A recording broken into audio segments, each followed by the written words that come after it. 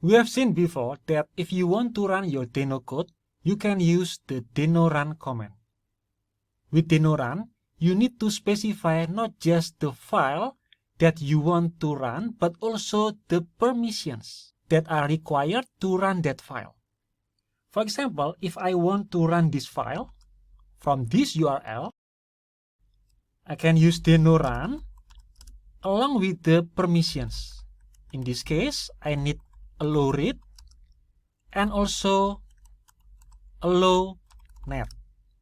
And if I press enter, Deno will download the necessary modules and then run the code. But what if you want to distribute your executable code? Do you need to use this way every time?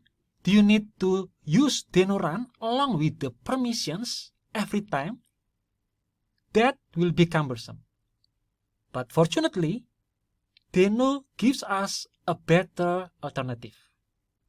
If we go to the Deno website, in the documentation, there is a feature called Script Installer. It states here that Deno provides Deno install to easily install and distribute executable code. And what happens if you use Deno install is that this command creates a thin executable shell script which invokes Deno using the specified CLI flags and main module. The specified CLI flags here means that you no longer need to specify the permissions required every time you run the code. You only need to call the generated file name and you will be able to run the code. Let's now try it. Now I'm back at the shell. I want to run this code again, but this time I'm going to use Deno install instead of Deno run.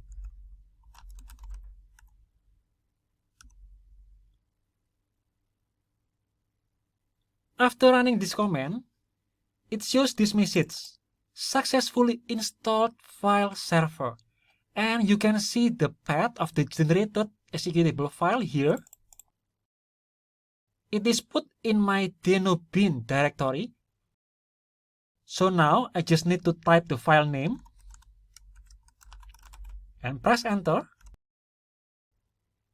And you can see here that the code runs exactly the same as before. So that's how you can use Deno install to generate an executable file that you can easily distribute. You no longer need to specify the permissions every time you run the code. You just need to call the file name and you will be able to run the code right away. Very convenient for distributing your executable code.